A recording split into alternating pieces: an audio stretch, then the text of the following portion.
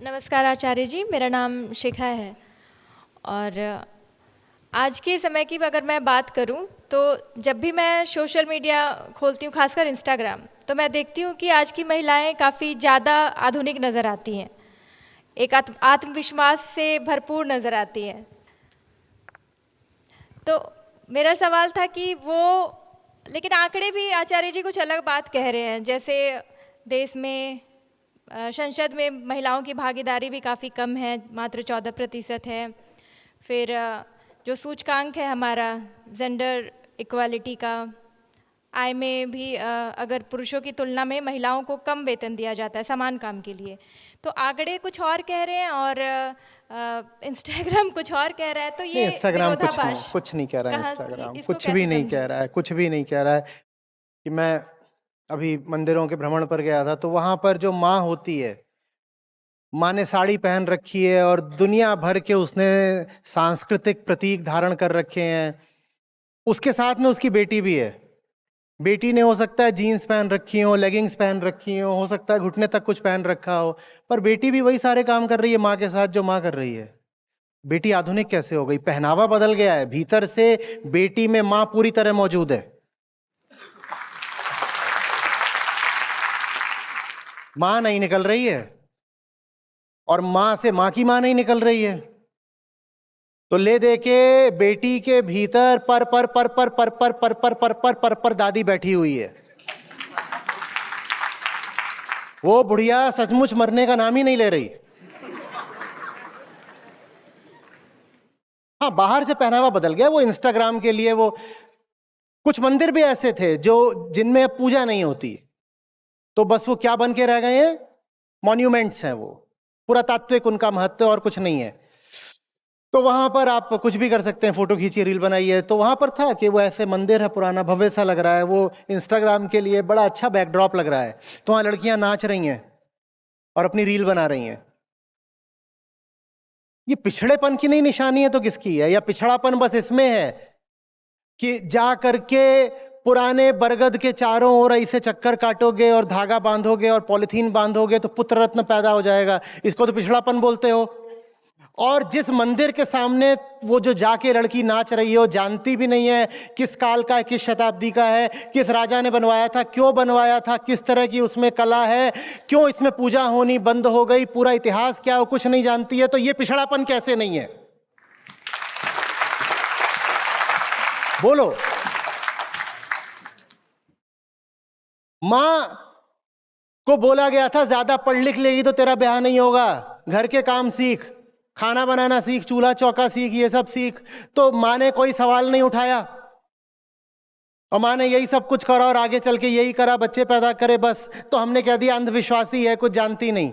और बेटी को बोला गया है कि तू ज्यादा सजेगी सवरेगी, फलाने तरह के कपड़े पहनेगी, फलाने तरह का नाच करेगी, तेरे इंस्टाग्राम पे इतने लाख इतने मिलियन फॉलोअर हो जाएंगे तो तुझे बढ़िया वाले डीएम आएंगे, तो बढ़िया दूल्हा भी मिल सकता है, पैसा मिल सकता है। ये अंधविश्वास कैसे नहीं है बराबर का? ये भी बता दो,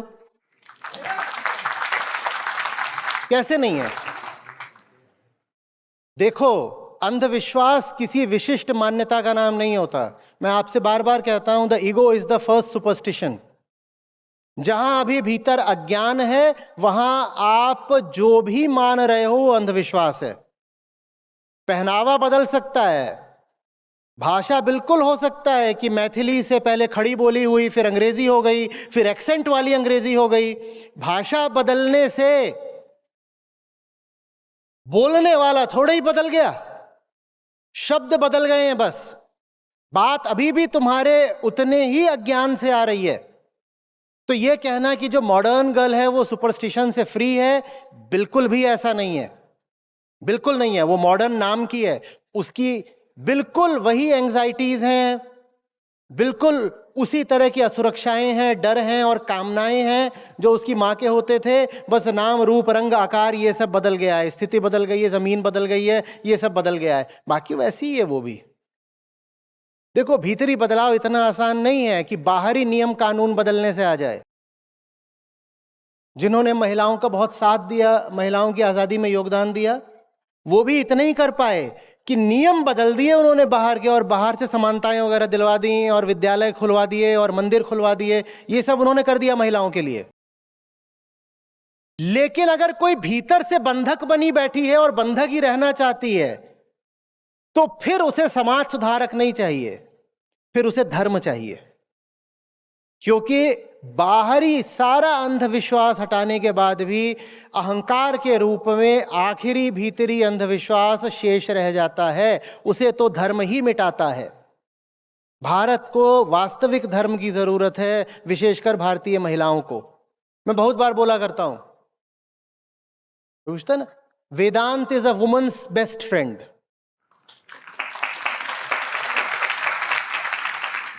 आप तो बाकी जितने दोस्त बनाती हो वो कहीं ना कहीं आपका शिकार करने की इच्छा रखते हैं, कहीं ना कहीं वो आपको पिंजड़े में डालना चाहते हैं। आपके सब रिश्ते एक दायरे के भीतर के होते हैं और आपको भी एक दायरे में रखना चाहते हैं, हाँ या ना? कोई रिश्ता ऐसा बता दो जिसमें अगर दायरे का उल्लंघन कर दो तो भी रिश्ते पर चोट न पड़े, है कोई रिश्ता ऐसा? वेदांत अकेला है जो सब दायरों से मुक्त करता है। वेदांत आपका सबसे अच्छा दोस्त है। और वेदांत से मेरा आशय कोई एक विशिष्ट विचारधारा नहीं है। जब मैं वेदांत कहता हूं तो मेरा उससे आशय होता है दर्पण। जो कुछ भी आपको आपकी ओर देखने के लिए प्रेरित करे उसको वेदांत की ही श्रेणी में रखना।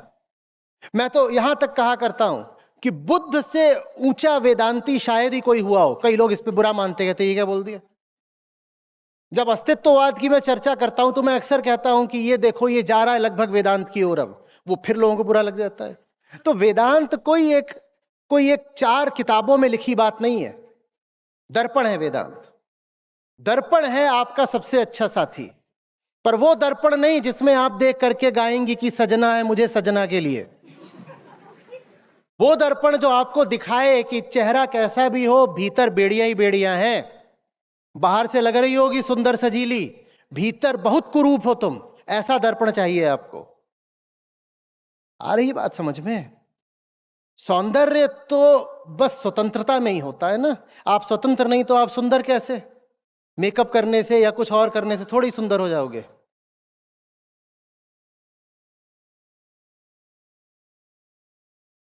गया इंस्टाग्राम पर रील बनाने से कुछ नहीं हो जाता।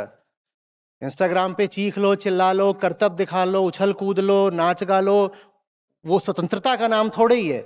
उससे बस ये पता चलता है कि भीतर बहुत कचरा भरा हुआ है। अभी भी बाहरी आजादी मिल गई है और भीतर कचरा भरा हुआ है।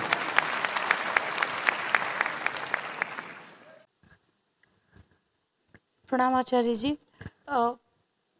जो इंटरनेट पे कंटेंट वायरल होता है उससे मैं बहुत जल्दी प्रभावित होकर अपनी एक राय बना लेती हूँ। और गीता सत्रों में मेरा रहना लगभग 4 साल होने को है। तो जब फिर सेशन में जुड़ती हूँ तो वहाँ पे जुड़ते ही फिर तंद्रा टूटती है, और फिर जो वायरल न्यूज़ जो भी रहती है जिससे मैं प्रभावित हुई होती हूँ तो उसकी एक अलग वास्तविक स्थिति दिखाई देती है। तो मेरा प्रश्न ये है कि जो भीड़ की जो सोच है कंटेंट के रूप में, वायरल कंटेंट के रूप में, तो क्या उसके कारण मेरा जो बुद्धि विवेक है वो कम होता जा रहा है? उल्टा है ना। वायरल कंटेंट तो सबके लिए है, सब थोड़ी उससे प्रभावित हो जाते हैं।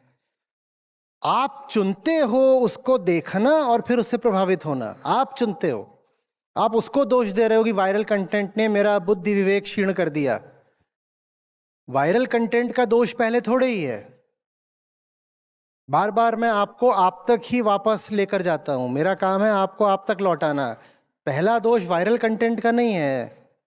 इतना कंटेंट है दुनिया में, 1 मिनट में सोशल मीडिया पर हजारों या लाखों घंटे का कंटेंट अपलोड होता है।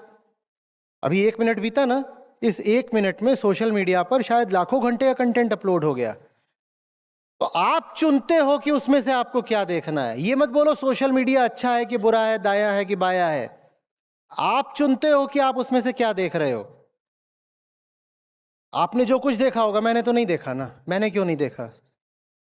क्या मैं ब्लॉक्ड हूं? नहीं, पर नहीं देखा, मैंने नहीं देखा, तो एल्गोरिदम को दिख गया कि ये नहीं देखते हैं तो वो मुझे दिखाता भी नहीं है। या आपके पास व्हाट्सएप ग्रुप्स में इस तरह की चीजें आती हैं, मैं किसी व्हाट्सएप ग्रुप में हूं और वहां इस तरह का सामान आने लग जाए तो मैं वो ग्रुप ही छोड़ दूंगा। तो दोष सोशल मीडिया का है, फेसबुक इंस्टाग्राम का या व्हाट्सएप का, या हमारा है? फिर चलो आदमी है, कभी गलती हो जाती है, कभी कोई चीज देखी और उसको परखा नहीं, उस पर यकीन कर लिया। एक बार दिख गया कि जिस स्रोत से झूठी सामग्री आती है, दूसरी बार उसी स्रोत पर आंख मूंद कर क्यों विश्वास किया? आप एक व्हाट्सएप ग्रुप में हैं, फैमिली व्हाट्सएप ग्रुप पर है, उसमें एक ताऊ जी एक फूफी जी हैं, उनका काम ही है एकदम झूठी बातों वाले व्हाट्सएप फॉरवर्ड भेजना। एक दो बार आपने रिश्ते का सम्मान करके वो सब देख लिया, पढ़ लिया, शायद मान भी लिया, पर जब सच्चाई सामने आ गई कि ये ताऊ और फूफी सब झूठ भेजते रहते हैं, उसके बाद भी आप उस ग्रुप में हो क्यों, निकल क्यों नहीं गए? और अगर नहीं निकल सकते तो कम से कम उस ग्रुप को आर्काइव में डाल दो, कभी देखो मत उस ग्रुप को। बात आ रही है समझ में? ये सब हमारा चुनाव होता है। एल्गोरिदम टीवी की तरह नहीं है कि उसमें जो आना है वो आना ही है। टीवी आपको देख करके अपना प्रोग्राम तय नहीं करता, कम से कम प्रतिपल वो डायनामिक नहीं होता है। सोशल मीडिया तो आपको देखता है और आपको देख करके तुरंत बदल देता है कि आपको क्या दिखाएगा। आप जा करके उदाहरण के लिए टेनिस की एक या दो रील्स देख लीजिए, आप जाइए और टेनिस की एक या दो रील्स देख लीजिए, और वो आपको बार बार अब टेनिस ही दिखाएगा। आप जितना टेनिस देखोगे वो उतना ज़्यादा टेनिस दिखाएगा। आप एक दिन कुछ मत करिए, सिर्फ टेनिस देखिए, तो आप पाओगे कि वो जो आपकी पूरी फीड होती है वो टेनिस से ही भर गई है। तो आपको अगर झूठ दिखाया जा रहा है तो इसका मतलब ये है कि एल्गोरिदम भी समझ गया है कि आपको झूठ बहुत पसंद आता है। अब क्या करें? अब क्या करें? आपको झूठ पसंद है, इसमें बेचारा एल्गोरिदम क्या कर सकता है? समाधान परीक्षण, इंक्वायरी। जहां दिख जाए कि झूठ बैठता है और बोलता है, वहां से बचो। और अगर वहां जाना भी पड़ गया किसी कारण से, तो जिज्ञासा की तलवार लेकर के जाओ कि झूठ बोलोगे तो काट दूंगा। मेरे सामने जो कुछ भी लाओगे उसे प्रश्नों की कसौटी पर परखूंगा पहले। तुम्हारी बात ठीक लगी तो ठीक है, नहीं तो हमें पता है कि तुम झूठे हो। तुम्हारा तो ट्रैक रिकॉर्ड ही खराब है। इसका मतलब यह नहीं कि तुम्हारी बात बिना सुने ही हम छोड़ देंगे, लेकिन जिसका पता है कि झूठ बोलता रहा है उसकी बात को तो हम बिना जांचे परखे एकदम नहीं स्वीकार करेंगे। परखा करिए। एक पूरा उद्योग चल गया है लोगों को बेवकूफ बनाने का, कुछ भी बोल करके, कुछ भी, कोई भी तस्वीर लेकर के उससे कुछ भी प्रमाणित किया जा सकता है। और अब तो एआई है, उससे तो बाकायदा वीडियो जनरेट हो जाते हैं। कुछ भी किसी को दिखाया जा सकता है, कुछ भी किसी के बारे में लिखा जा सकता है। आपसे किसने कह दिया कि आप मानिए? आपका डिफॉल्ट होना चाहिए स्केप्टिसिज्म। मैं नहीं मानती, तुम प्रमाणित करो, क्योंकि तुम सूचना लेकर आ रहे हो, तुम प्रमाणित करो। जिम्मेदारी तुम्हारी है कि तुम्हारी दी हुई सामग्री सच्ची है। मैं तो यही मानूंगी कि झूठी है। डिफॉल्ट तो यही होगा कि सोशल मीडिया में है तो झूठ होगा। अगर सच्चा है तो तुम प्रमाणित कर दो, तुम प्रमाणित कर दोगे तो हम मान लेंगे। बिना प्रमाण के हम कुछ नहीं मानते, ये होना चाहिए।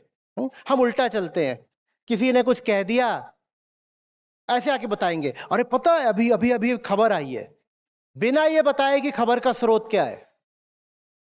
अरे पता है ऐसा हो गया, कैसे हो गया? अरे वो वहां पे वो राम खिलावन बोल रहा था, अरे वो दारू पी के पड़ा हुआ था, उसे सपना आया था, सपने के बाद उठा है, पूरे मोहल्ले में अफवाह फैला रहा है, और आप उस अफवाह को फैलाने में सहायक हो रही हैं।